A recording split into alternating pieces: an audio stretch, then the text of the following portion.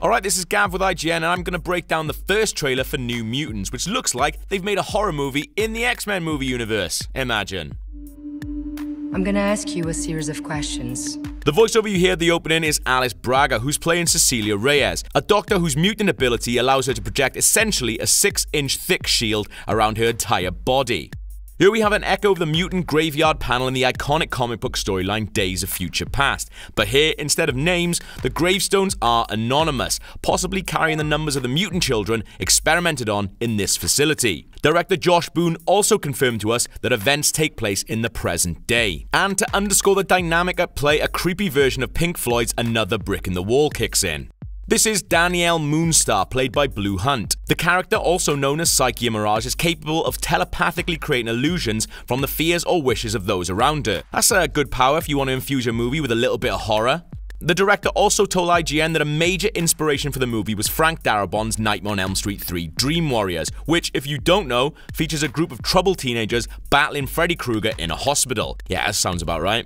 The location for much of what we see in this trailer was shot at Medfield State Hospital, a former insane asylum in the greater Boston area, which was abandoned for years. If its creepy corridors feel vaguely familiar, you're not losing it. It was also used in Shutter Island and The Box.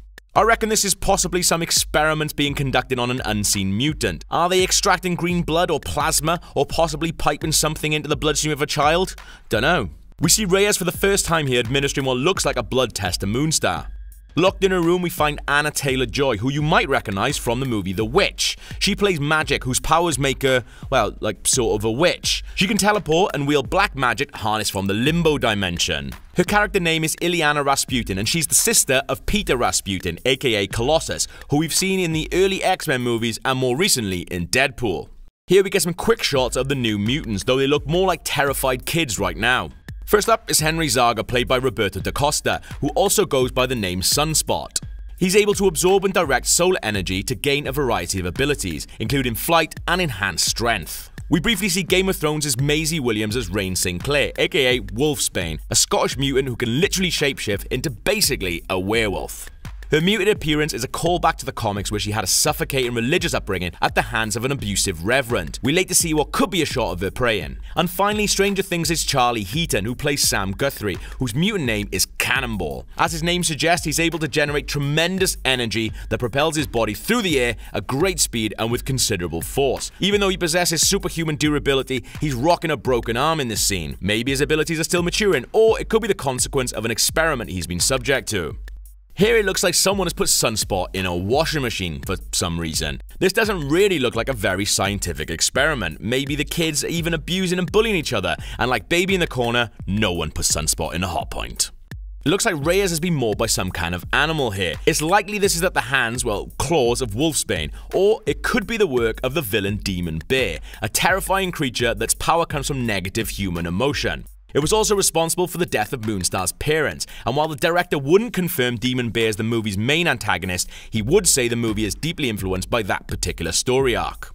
It's a bit odd that here we see Moonstar in what appears to be a nightmare. Given that she has the power to manifest the fears of those around her, what exactly is happening here? Is she using her powers on herself, or is this result of yet another experiment? Who's this little girl hiding under the covers? Well, a few seconds later we get a clearer shot, and it looks like it could be a younger version of Magic who's walking into the room. The little girl is holding what looks like a cuddly purple dragon, which is a nice little nod to the extraterrestrial dragon-like Lockheed, who's an ally of the New Mutants in the comics. Who the hell is this? Freeze frame and they look horribly disfigured. We're not sure, but it could be the movie's main antagonist, or possibly yet another nightmarish manifestation. With a pixie cut, this looks like Wolfsbane, and it appears she's been branded like an animal. Is this a W for werewolf, or an M for mutant? Maybe it's both, maybe it's neither. Here we appear to be rummaging around in the mind of Sam, who's the eldest son of an old Kentucky mining family. This is one of the only shots that doesn't appear to take place in the hospital. It looks more like a trailer park. Without context, it's hard to say if this is really happening or just an illusion, and that looks like it's going to be a recurring thing in New Mutants. If you want to invoke the idea of nightmares, who better to draw inspiration from than Freddy Krueger himself? The director revealed this is an homage to Wes Craven, with the effect being achieved in the exact same way, and that's actors pushing their way through sheets of taut spandex. Lovely. You've been through a lot. Get some rest. Although it might just be a little Easter egg for fans of her origin, we see Moonstar here wearing a bear necklace, again hinting that the villain Demon Bear will play a part in all this horribleness. And we close with a very scratchy Pink Floyd's The Wall looking font.